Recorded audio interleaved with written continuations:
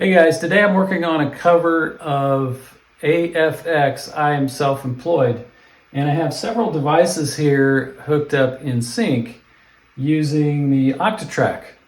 And I've got the MS-101 doing the bass line, I've got the Bass Station 2, and the RD9 doing the drums. And I thought I would share some insights on that, using the Octatrack to do that.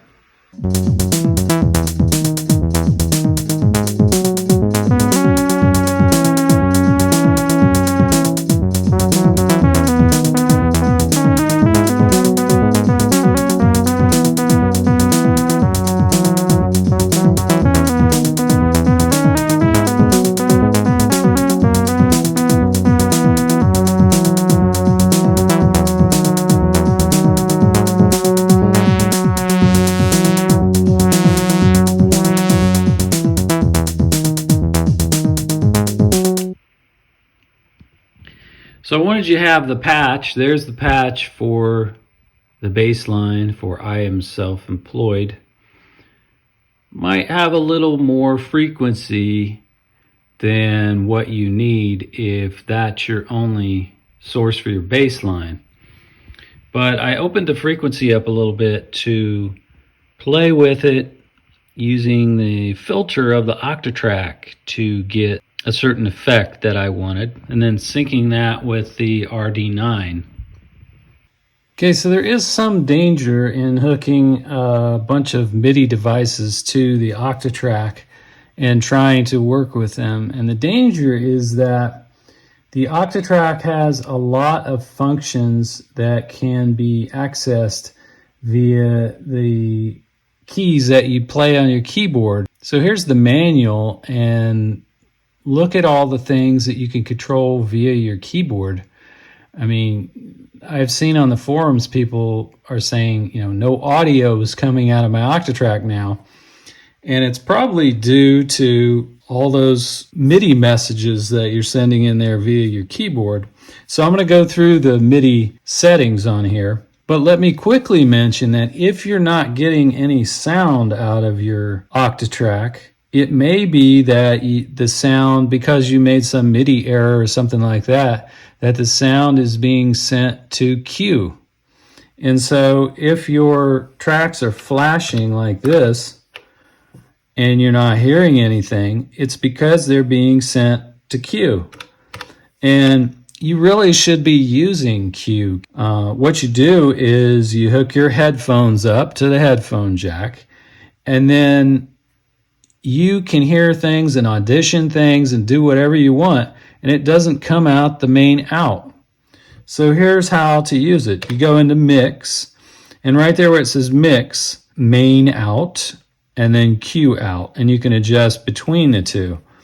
Well, you should really just set that all the way over to Q and plug your headphones in. And then anything you want to hear, that you just want to hear, that doesn't come out the main outs and go into the performance or whatever, is going to come out your headphones. And a lot of times you'll see DJs putting their headphones up to just one ear, and that's what they're doing. They're queuing things up. And it's so easy to do. You should go ahead and do it. Go ahead and have headphones hooked up at all times and have the cue set over there. So that's one thing I noticed from the forums, people saying, I'm not getting any audio. And then the guy says at the end, but my track lights are flashing, so that's what that's all about. So you just hit Q and you can uncue those things.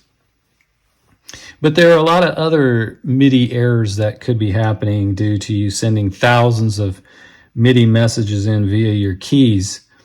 And so the way I've got this hooked up right here with the RD9, the MS-101, and the Bass Station 2 all working very well together is that I've got the MIDI out first running to my RD9.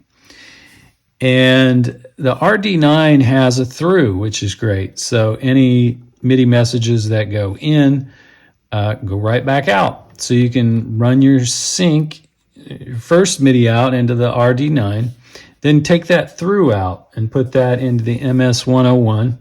The MS-101 also has a through, so it can send this sync out again, and I'm running that into the AFX station.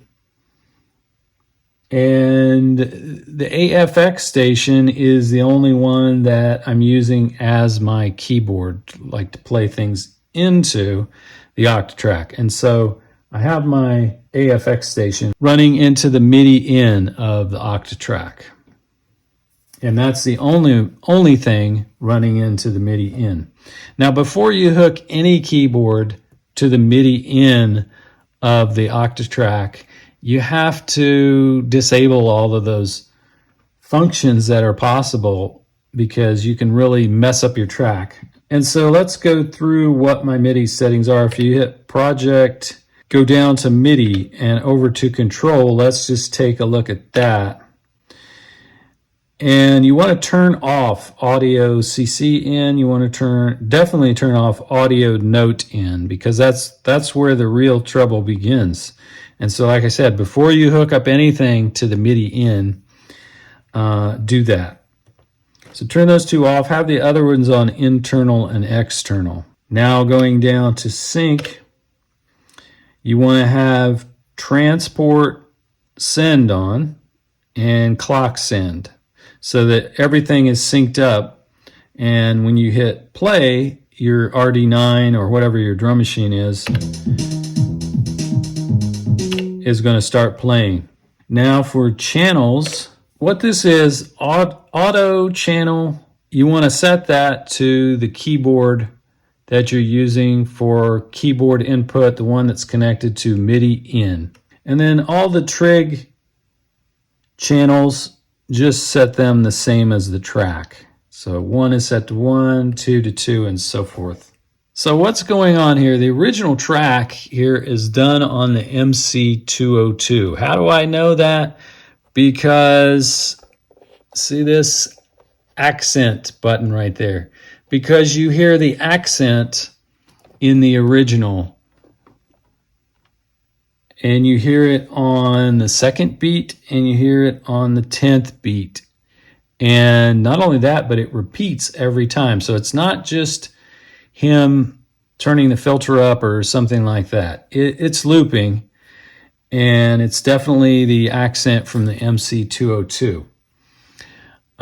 So right now I don't have the ability to DIN sync the MC202, and also it's not much fun to program, but I'm working on that. I'm working on that because my understanding is that the vector on my modular will output DIN sync. And so I'm working on that. But for now, I'm using the MS-101.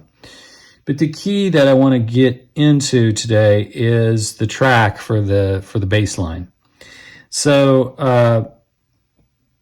the way my tracks are set up is that number one is the AFX station. That's MIDI channel 1. And so you'll set that up by hitting MIDI and double tapping SRC, and you want that track 1 to be channel 1, track 2 to be channel 2, track 3 to be channel 3. So my MS-101 is being sent out MIDI messages on channel 3, and it is possible to change the MIDI channel in the MS-101. It's pretty clear in the manual, so I won't go into that.